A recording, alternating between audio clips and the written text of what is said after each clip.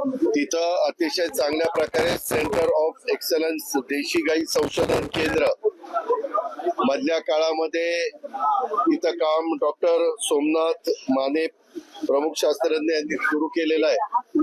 शासनाने त्याला निधी दिलेला आहे, परंतु आज प्लॅन आम्ही फायनल केला. जवळपास मिनिमम 50 ते मॅक्झिमम 60 कोटीचा प्लॅन आहे आणि त्याला मी आज मान्यता देऊन टाकलेली. आता त्याचं काम लवकरच आपलं भूमिपूजन करून सुरू होईल. सामाजिक न्याय विभागाच्या पुणे येथील आयुक्तालयाचं बांधकाम आपण सीपीआय कार्यालय आहे त्याच्याच जवळ एक लेक आहे, तिथंच सामाजिक न्याय विभागाचं जागा आहे. तिथं दिव्यांगांचं पण ऑफिस म्हणजे त्यांचं कार्यालय, नंतर सामाजिक न्याय कार्यालय, असं सगळ्यांचं मिळून आपण जवळपास 225 कोटी रुपये खर्च करून ते कार्यालय करतोय. तेही मी मधल्या काळामध्ये ठरवलेलं होतं. त्याचे 6-7 आर्किटेक्टला आपण स्पर्धा लावली होती की कुणाचं वास्तू चांगली म्हणजे ड्रॉइंग चांगला असेल, एलिव्हेशन चांगलं असेल त्याला द्यायचं ठरलेलं होतं. तर त्याच्याचं आज सिलेक्शन आपण केलेलं आहे. आणि एक लवकरच आपण टाउन प्लॅनिंगचं ऑफिस आपल्या पुण्यामध्ये आहे, पण त्यांना चांगलं कार्यालय नाहीये, त्यांच्याकरता पण कार्यालय आता आपण करायचं ठरवलेलं आहे. पूर्वी सहकार भवनचं कार्यालय जे येरवड्याला आपण करत होतो ते आता साखर संकुलाच्या तिथं करतोय, त्याचंही काम सुरू झालेलं आहे. अशा पद्धतीनं आपल्या पुणे शहरामध्ये राज्य स्तरावरची जी महत्वाची कार्यालय होती त्याच्यामध्ये सारथीचं झालं, शालेय शिक्षणाचं काम अंतिम टप्प्यामध्ये, कामगार भवनचं काम चालू आहे, नोंदणी भवनचं काम त्या ठिकाणी अंतिम टप्प्यामध्ये, एक ऍडिशनलची प्रशासकीय इमारतीचं काम सुरू केलेलं आहे, सहकार भवन पणन भवनचं पण चालू आहे. त्याच्या संदर्भामध्ये असे जमावबंदीचं पण आपण त्या ठिकाणी कार्यालय करतोय. अशी बहुतेक सगळ्या सीपीचं कार्यालय अतिशय चांगलं, पुण्याच्या पिंपरी चिंचवड सीपीचं कार्यालय अतिशय चांगलं आणि एसपीचं पण कार्यालय अतिशय चांगलं. ही पण कार्यालय आता सगळे प्लॅन इस्टिमेट तयार झालंय. लवकरच या 3 कार्यालयाच्या बद्दल मुख्यमंत्र्यांची तारीख घेऊन भूमिपूजन करून त्याची कामं पण ते आम्ही सुरू करणार आहोत. अशा पद्धतीनं जिथं महाराष्ट्रातल्या लोकांचं, जिल्ह्यातल्या लोकांचं, अनेकांचं जाणं येणं होतं त्या ठिकाणी सगळ्या सुविधा देण्याचा प्रयत्न महायुतीच्या सरकारचा आहे. त्या माध्यमातून ही सगळी कामं हातामध्ये घेतलेली आहेत. ही एकदा कृषी भवनचं पण काम जोरात त्या ठिकाणी चाललेलं आहे.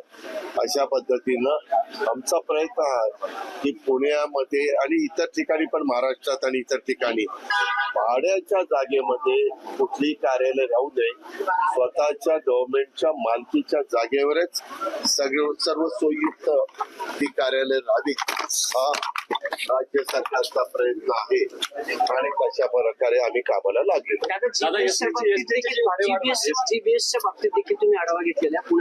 जीबीएसच्या बद्दल मी मागच्या वेळेसच तुम्हाला बोलत असताना सांगितलं, वैद्यक क्षेत्रातल्या अनेक मान्यवरांना त्याच्याबद्दलचे स्टेटमेंट करायला सांगितलेले आहेत. जीपीएस वर राज्य सरकार, आमचा सार्वजनिक आरोग्य विभाग, महानगरपालिका या सगळ्या लक्ष ठेवून आहे. मला एक तक्रार काल आलेली होती की खर्च खूप मोठ्या प्रमाणावर येतो म्हणून मी त्याच्याबद्दल सकाळीच आयुक्त, मी मागच्या वेळेसच तुम्हाला बोलत असताना सांगितलं, वैद्यक क्षेत्रातल्या अनेक मान्यवरांना त्याच्याबद्दलचे स्टेटमेंट करायला सांगितलेले आहेत. जीबीएस वर राज्य सरकार, आमचा सार्वजनिक आरोग्य विभाग, महानगरपालिका ह्या सगळ्या लक्ष ठेवून आहे. मला एक तक्रार काल आलेली होती की खर्च खूप मोठ्या प्रमाणावर येतो म्हणून मी त्याच्याबद्दल सकाळीच आयुक्ताशी बोललोय की नक्की काय आहे. मी सीएसशी पण बोलायचा प्रयत्न केला, पण मला त्यांचा कॉन्टॅक्ट काही झाला नाही, कारण आज शनिवार आहे, उद्या रविवार आहे. परंतु मी आत्ता पुढच्या कार्यक्रमाला चाललोय.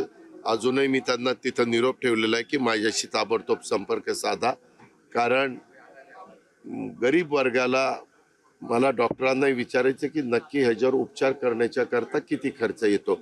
मागं अशा प्रकारचे गंभीर आजार आल्यानंतर सरकार त्याच्यामध्ये स्वतः पुढाकार घेतं आणि आपल्या राज्यातल्या जनतेचं आरोग्य चांगलं ठेवण्याच्या दृष्टिकोनातनं जी काही काळजी खबरदारी घ्यायची असते, जी काही आर्थिक बाब पण त्याच्याबद्दल सांभाळायचे असते ते सांभाळण्याचं काम राज्य सरकार करत एसटी भाडेवाढीबद्दल जरा, कारण एसटी भाड्याच्या बद्दल मी तुम्हाला मागेही सांगितलेलं आहे की एकंदरीतच आम्हाला जास्तीत जास्त नवीन बसेस घेऊन अतिशय चांगल्या प्रकारची सेवा ग्रामीण भागातल्या आणि शहरी भागातल्या लोकांना द्यायची आहे आणि तशा पद्धतीनं चर्चा अजून चाललेली आहे, परंतु पुढं कुठलाही अंतिम निर्णय झालेला नाहीये. कारण आपले मुख्यमंत्री परदेशात गेलेले पहाटे म्हणजे काल रात्री उशिरा आलेले आहेत. आता इथून पुढं हे बाकीचे जे काही प्रश्न आहेत की जे शेवटी अंतिम निर्णय मुख्यमंत्र्यांच्या कानावर घालून घ्यायचा असतो ते त्यांच्या कानावर घालून त्याच्याबद्दल जनतेला पण त्रास कसा कमी होईल आणि ते संस्था पण नीट कशी चालेल किंवा ते महामंडळ पण नीट कसं चालेल अशा प्रकारचा मध्य मार्ग आम्ही काढत असतो. दादा, कर्जमाफीला तुम्ही विरोध केल्याची एक बातमी होती. हे तुमच्या TV9 वाल्यांनी बातमी सोडली. हे TV9 वाला कोण इथे मला जेव्हा समोर आणा त्याला मी कुठंही त्यांना कळायला पाहिजे, थोडंसं काही डोकं पाहिजे की आपण काय बातम्या देतो. हे सूत्राला तर ते सूत्र मला बघायचंच एकदा. त्या सूत्र माझ्या हातात सापडू द्या, त्या सूत्राचा पुरा बंदोबस्त करतो. मी परवा पण एका कार्यक्रमामध्ये म्हणलं